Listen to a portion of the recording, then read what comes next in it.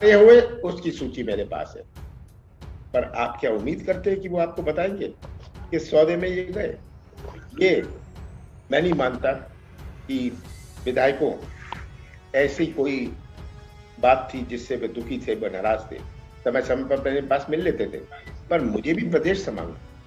मैंने अपनी government outsource नहीं करी थी। आप जानते हैं कि पिछले सालों में गवर्नमेंट को तो आउटसोर्स किया जाता था, मैं खुद चलाता। मैं मंत्रियों और अधिकारियों के साथ बैठ के खुद चलाता कि एक हमें एक नया विजन से हमारा प्रयास था।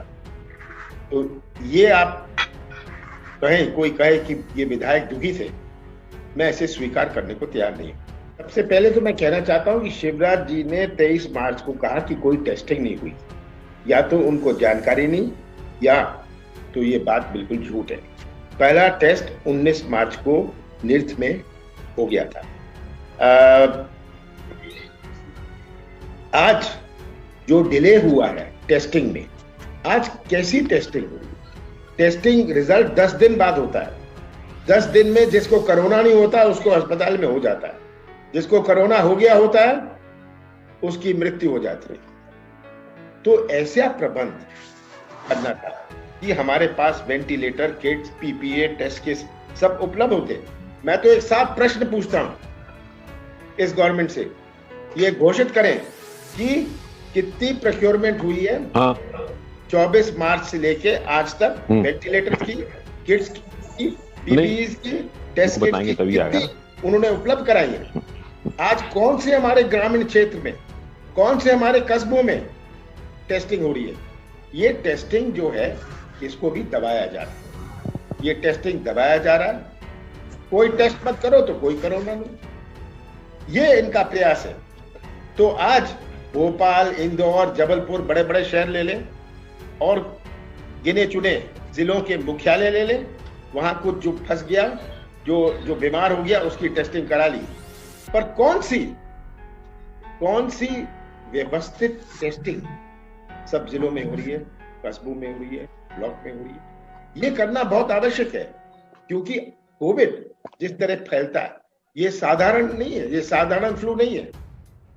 तो ये कितनी कमी रही है। और अगर हम गवर्नमेंट में होते, जो आपका प्रश्न है, सबसे पहले हमारा प्रयास रहता कि जो वेंटिलेटर है, किट्स हैं, पीपीईज हैं, टेस्टिंग किट्स हैं, हम इसे खरीदते, हम इसे उपलब्ध करते और उनको उपलब्ध करके जिले जिले में डालते।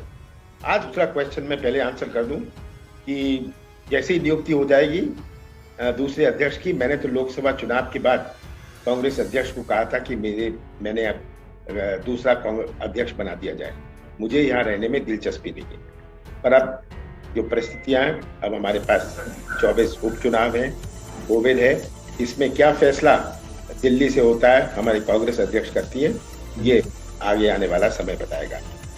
आपने कहा अनुभव का, मुझे अनुभव था राजनीति, मैं बहुत सारे पदों में रहा हुआ हूं, पर मुझे अनुभव इस सौदे का, इस प्रलोभन का नहीं। मुझे अनुभव इस प्रकार की महत्वाकांक्षा का नहीं था, किसी व्यक्ति की महत्वाकांक्षा का नहीं था। ये इस प्रकार की राजनीति से मैं कभी नहीं जुड़ा। तो ये मेरे लिए एक आश्चर्यजनक बात थी। और बीजेपी ने जो ये अपनाई, एक एक करके मेरे से तो विधायकों ने बात करी। जब ये बेंगलोर में थे, कितने विधायकों ने, मैं भूलना नहीं चाहता, उन्होंने बात करी और मुझे बताया किस प्रकार का प्रलोभन, मुझे बताया कि ये है। मैंने कहा जो आप ठीक समझते हैं आप कर लीजिए। नहीं हुआ है, ना तो कोई विधानसभा है, ना कोई विधानसभा चलने की कोई संभावना है। ये बात हमारी कांग्रेस अध्यक्ष तय करेंगी जब ये समय आएगा। अभी जब इसकी कोई चर्चा नहीं हो रही, कोई बात नहीं उठ रही, विधानसभा नहीं चल रही, तो सबकी अपनी अपनी राय होती है और सब अपनी राय प्रस्तुत करते हैं जो उन्होंने करी है। कहा है ये बहुत गलत है और इसका मैं खंडन करता हूँ। 4 पत्रकार मुझे साथ साथ मिले थे, पता नहीं उनमें से कोई यहाँ मौजूद है या नहीं है, वो गवाह है। इन्होंने ऐसी कहानी बना दी कि मैंने कहा दिग्विजय सिंह ने का जजमेंट गलत था। मेरा जजमेंट गलत है। दिग्विजय सिंह के भी अंदाज में ऐसी बात थी, मेरे अंदाज में भी ऐसी बात थी कि ये नहीं जाएंगे। मुझे कभी विश्वास नहीं था कि हमारे कांग्रेस के विधायक या कोई भी विधायक इस प्रकार के प्रलोभन और इस प्रकार के सौदे में जाएगा। बात बड़ी लंबी हो गई थी, मैं तो कह रहा हूं मेरे से बात करते थे पर मुझे विश्वास नहीं था। तो दिग्विजय सिंह ने जैसे मेरा विश्वास था उन पर, वैसे दिग्विजय सिंह का विश्वास, मुझे पूरा विश्वास है कि जब ये 22 सीटों में 24 सीटों में उपचुनाव होगा, कोविड बीच में आ गया, नहीं तो ये चुनाव 2-3 महीने में हो जाएगा। ये चुनाव जैसे ही होते हैं इसके बाद स्पष्ट हो जाएगा कि मध्य प्रदेश की जनता क्या चाहती है, क्या आंकड़े, ये आंकड़े से आप भी जानते हैं। तो ये जब ये 24 सीटों के उपचुनाव, उनमें से हम 20-22 जो जीतेंगे, क्या ये सरकार टिक पाएगी? इसलिए मेरा इसमें सोच बड़ी स्पष्ट है, कोई मिसमैच नहीं था। ये जानते थे, ये मुझे मिल लेते, मैं नाम नहीं लेना चाहता, इनमें से कईयों ने मेरे से बात करी, कई जब दिल्ली में थे। पर आप ये को समझ नहीं है, ये कैसे गए कर्नाटक, किसके प्लेन में गए, इनका इस्तीफा किसने दिया, सुप्रीम कोर्ट में कौन गए? बीजेपी। क्या ये गए क्योंकि वो असंतुष्ट थे, बीजेपी उनके पीछे लगी कि वो असंतुष्ट थे? ये तो साफ स्पष्ट होता है, इसमें कोई रिसर्च करने की जरूरत नहीं है कि क्या कारण था। मैं नहीं मानता कि ये स्वतंत्र थे, इनमें से 2-3 तो मुझे पहले भी मिले थे, उसके 2-3 दिन पहले मिले थे, बीच में मिले थे, बीच में मेरे से बात हुई, वापस आए थे बेंगलोर से। तो मैं इसमें अब व्यक्तिगत आरोपों में नहीं जाना चाहता, क्योंकि अब इसका खुलासा मेरे और आपके बीच में तो छोड़िए, आम जनता में हो चुका है।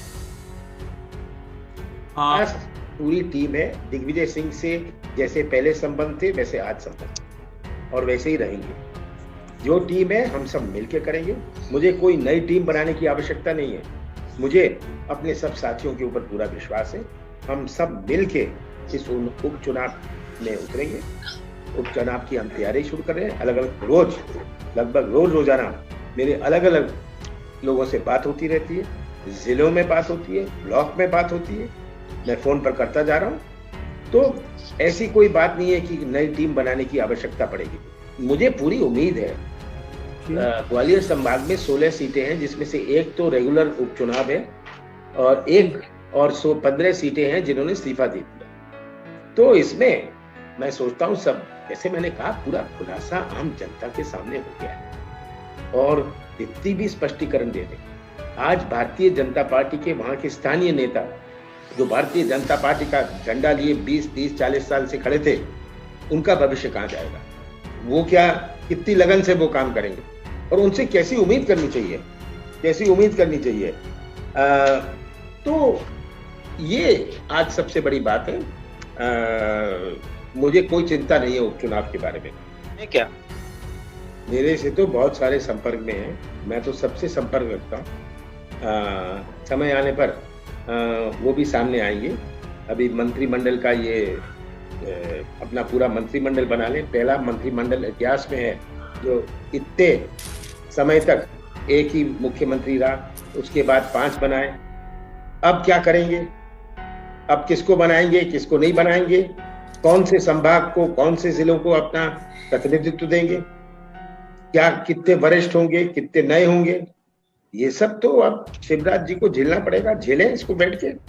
और मुझे दुख है इस बात का कि प्रदेश में इतनी गंभीर स्थिति, आर्थिक स्थिति, अर्थव्यवस्था